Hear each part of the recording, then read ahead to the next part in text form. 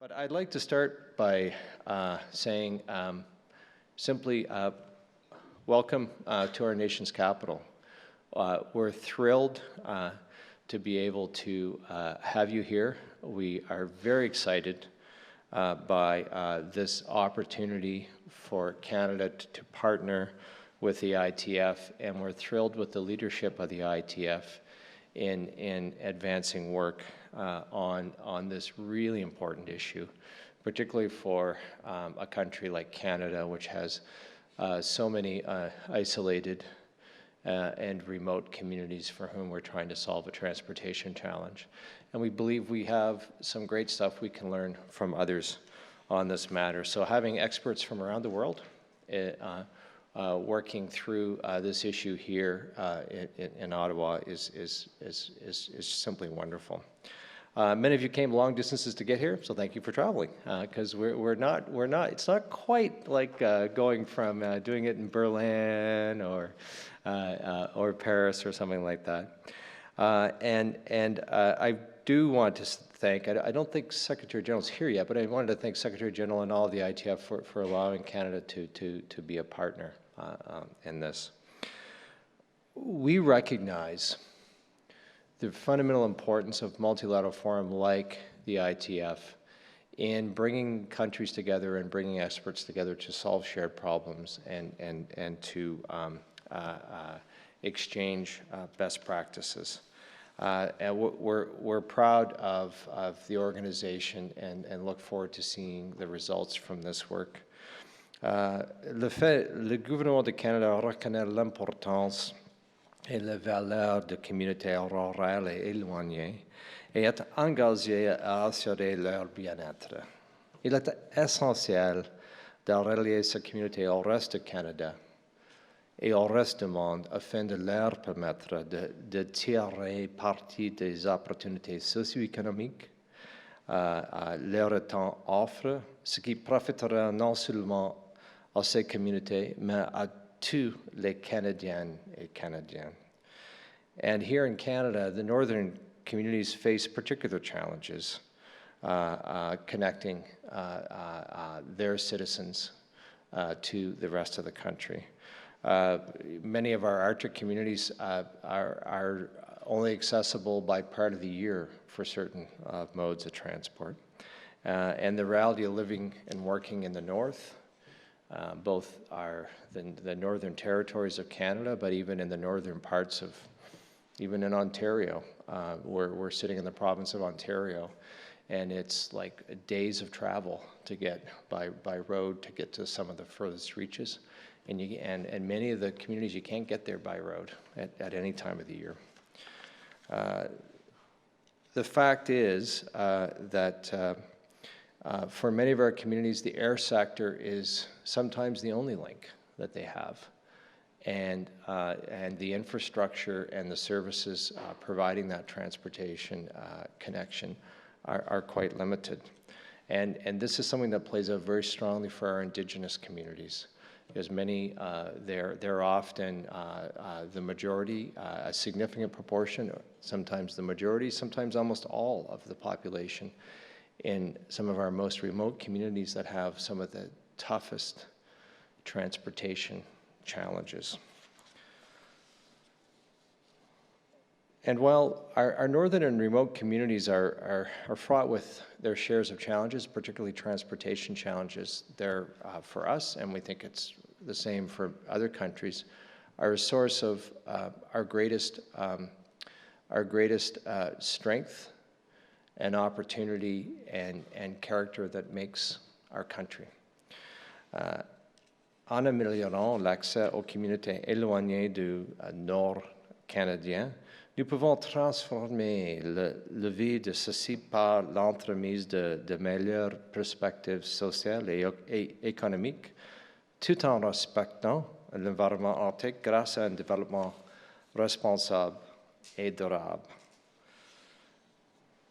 And here, as much as anywhere else, the challenge of making the transportation links resilient to climate change is acute. And we see that in some of our northern communities. In fact, some of them, the only road access is in the winter through ice roads. And the ice road season is shrinking at like an astonishing pace for some of these communities. For others, the air infrastructure is getting battered hard by the changes in the permafrost.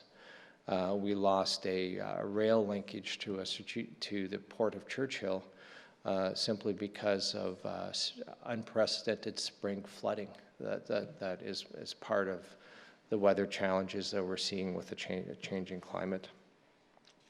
And so figuring out the strategic investments, not just to improve transportation linkages, but to make them more resilient to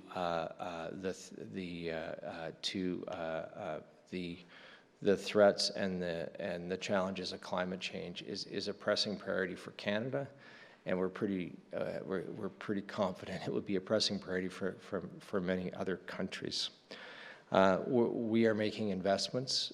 We've launched in the last 2 or 3 years in Canada have been implementing a National Trade Corridors Fund, which has its objective to build stronger trade corridors to connect the Canadian economy to world markets, including through the north, through very remote and isolated communities where there are significant economic opportunities if the transportation network can be strengthened. And one of the key priorities in implementing this program, and one of the key factors that's considered, is the extent to which the investment will improve the resilience to the impacts of climate change.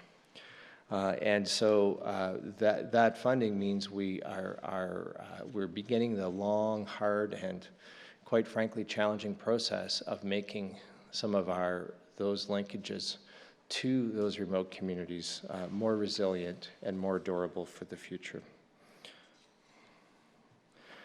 Alors, le plus possible, le Canada progresse dans la résolution de ces défis et le développement de nouvelles possibilités. Combinés à nos travaux au Conseil de l'Arctique, nous pouvons progresser davantage. Les forums internationaux comme celui-ci, comme cette table, sont aussi essentiels pour encourager la collaboration et partager les meilleures pratiques afin que nous puissions continuer dans la bonne direction. So, I really hope, while I'll be in Montreal doing the rounds at ICAO, I really hope that you'll have a productive 2 days here. And I'm very keen to see the results of your deliberations and the progress we make in figuring out better strategies that we can all share and consider and based on our national circumstances, implement to improve the transportation services that we all provide to our most remote and rural communities. So I really look forward to see the results, and we are keen to offer our best ideas and our best perspectives, but I am just thrilled at the idea that we are going to learn and pick up a couple of great ideas from around this table that we can consider and that we can deploy in Canada to meet the significant challenge we face on this issue. So thank you for coming. Please enjoy yourself, but please work really hard as well. And we'll look forward to seeing the results. Thank you. Merci.